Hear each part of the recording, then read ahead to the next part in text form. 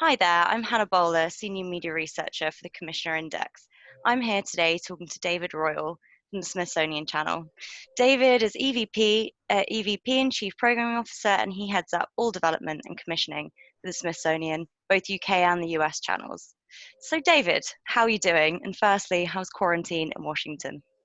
Well, I think we're all gradually getting used to living in small quarters and Yeah, taking our daily walk.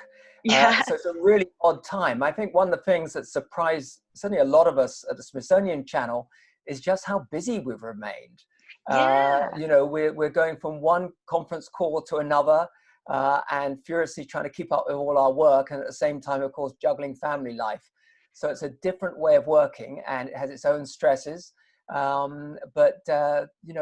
It's amazing to me how the industry in general seems to be continuing to function. Perfect. I wonder if you could just unpack maybe how you're dealing with things remotely and taking pictures, and how are you keeping the conversation with producers going during this time? Well, obviously, we're continuing to do a lot of emailing back and forth. We're also doing quite a lot of Zoom conference calls like we're doing Yeah. right now. And we're all learning this new technology and actually growing quite fond of it in a way. Are you? Uh, well, I think there's something fairly personal about Zoom, and once you get used to it, and you're seeing people's faces on the other side, and it's not quite as good as a face-to-face meeting or meeting down at the pub, but it nonetheless has a certain intimacy to it that seems to work, and it works quite well on conference calls. So we're keeping pretty busy with those activities. Obviously, there's a certain amount of just checking in on each other, which I'm sure Hmm. is going on with all companies, and a certain amount of just rallying everyone around. But we are able to keep a lot of our projects moving forward. Oh, really? And like a lot of production companies, we're finding that we are able to continue with a lot of remote editing, which is really encouraging. And could you, I suppose, talk about if are you asking anything different from producers at this time?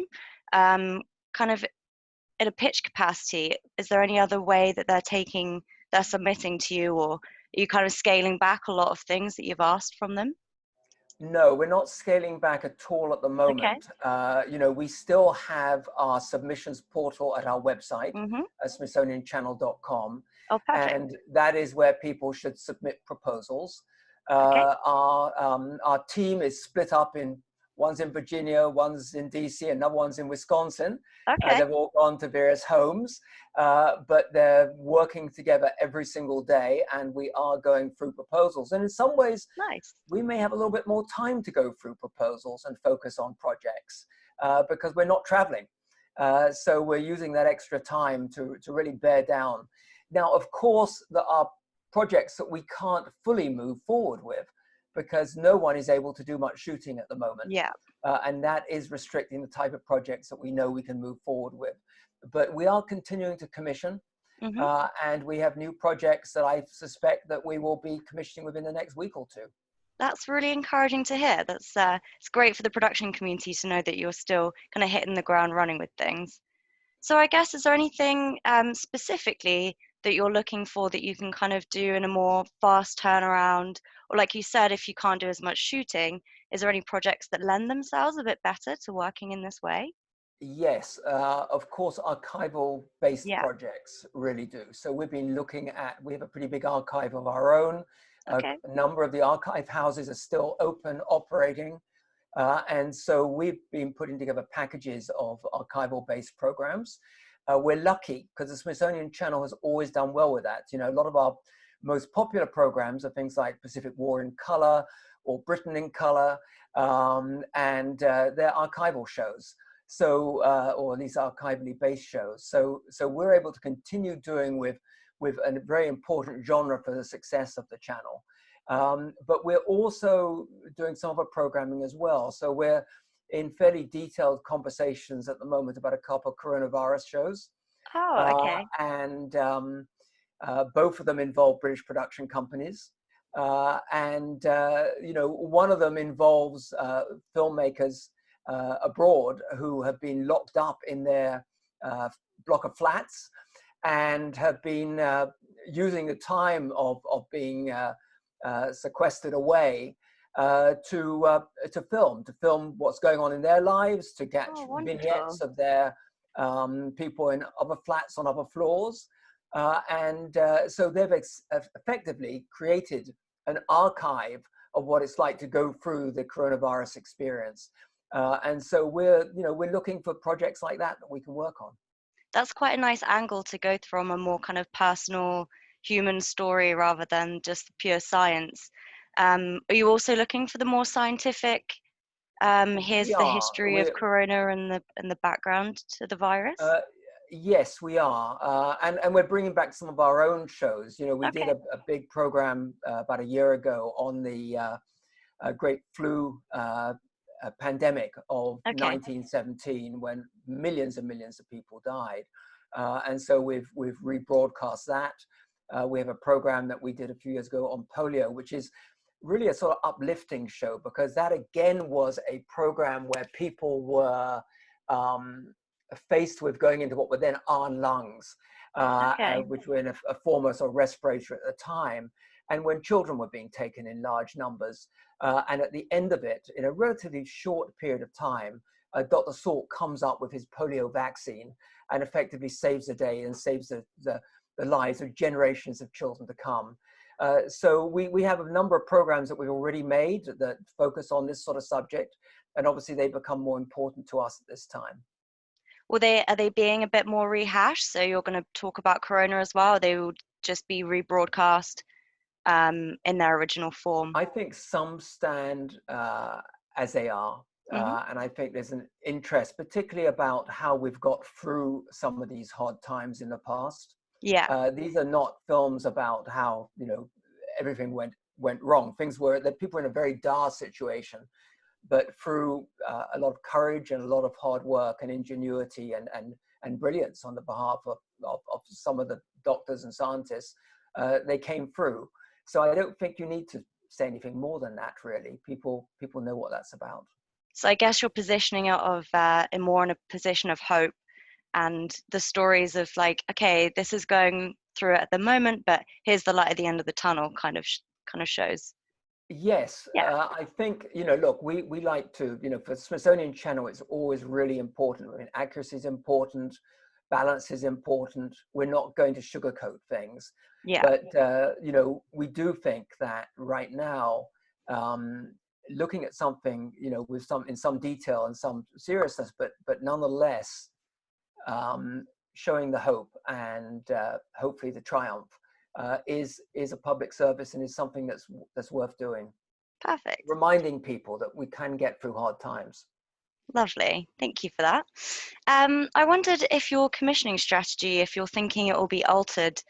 I know we can't say once everything's back to normal, but looking ahead, do you think that are you anticipating your commissioning strategy to be kind of blown off course from what it was pre the outbreak? Well, we are in a fortunate situation at the Smithsonian Channel, Hmm. because we tend to commission fairly far ahead.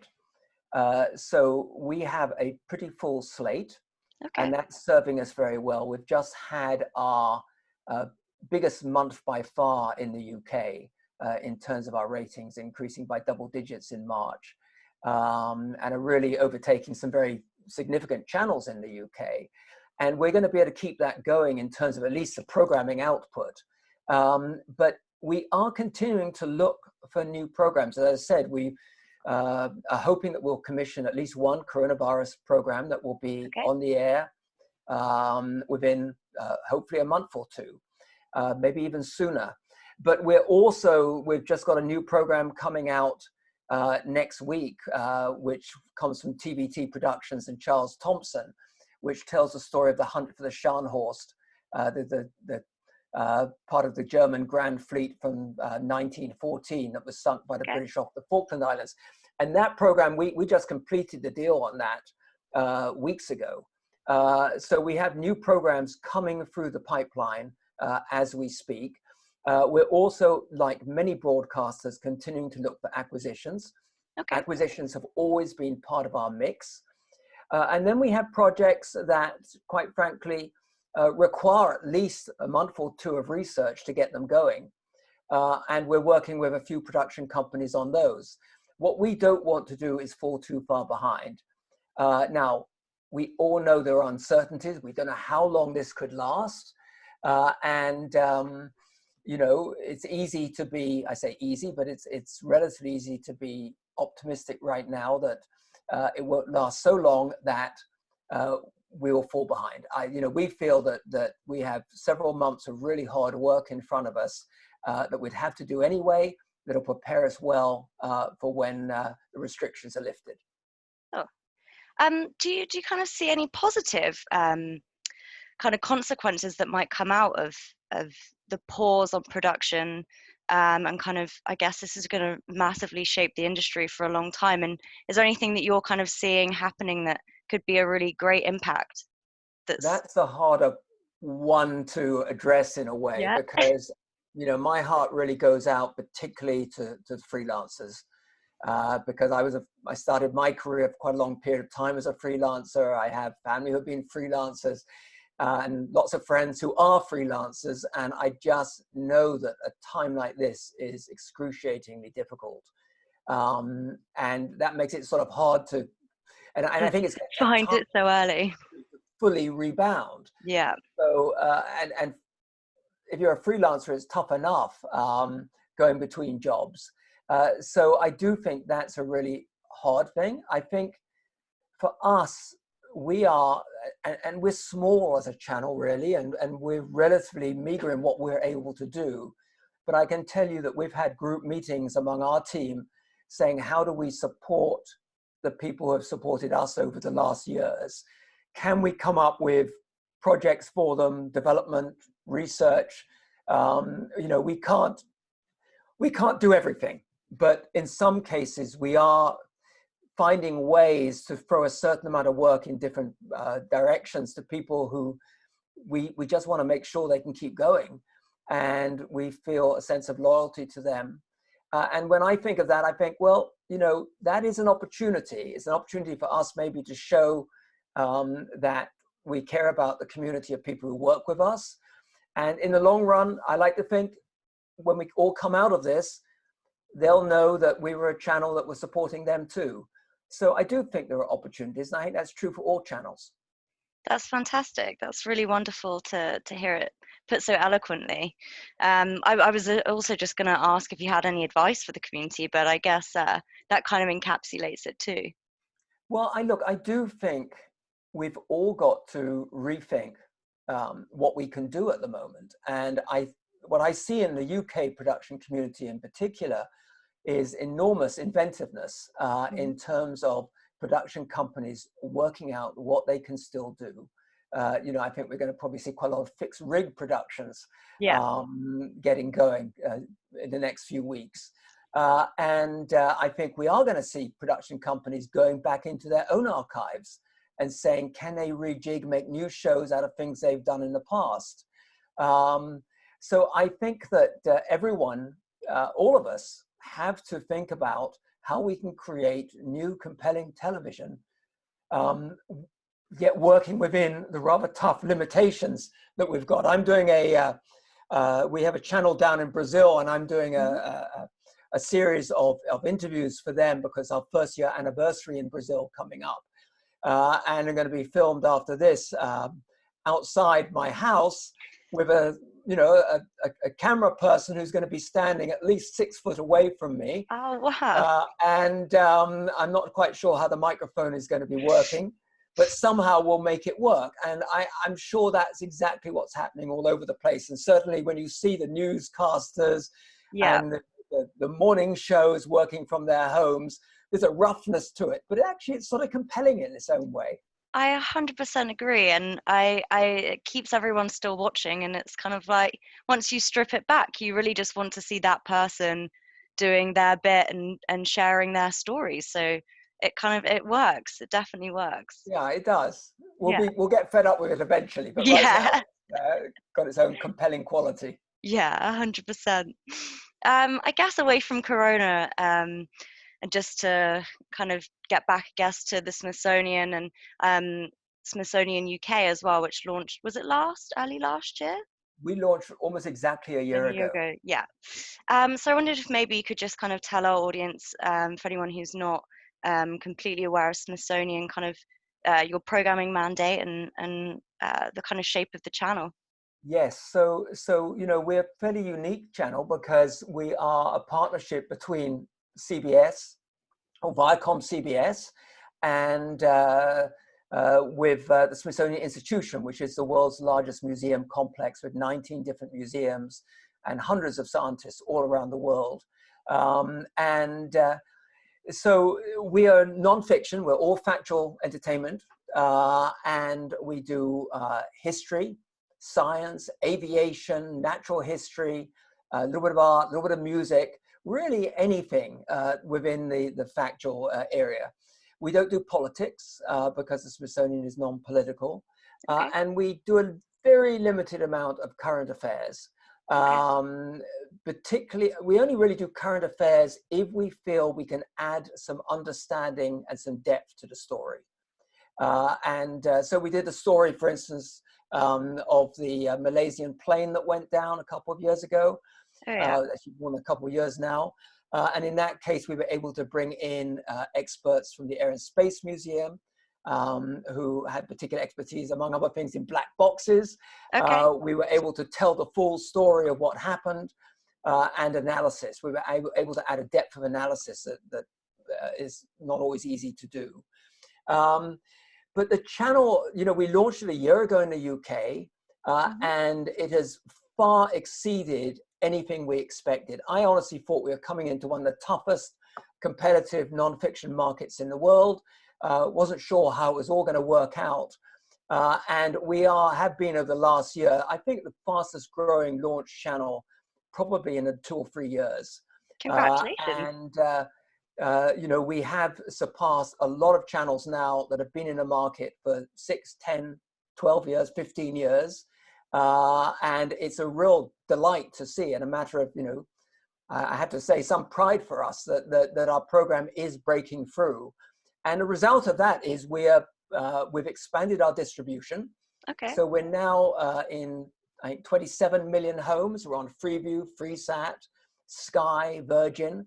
So pretty much everyone can get us for free in the UK.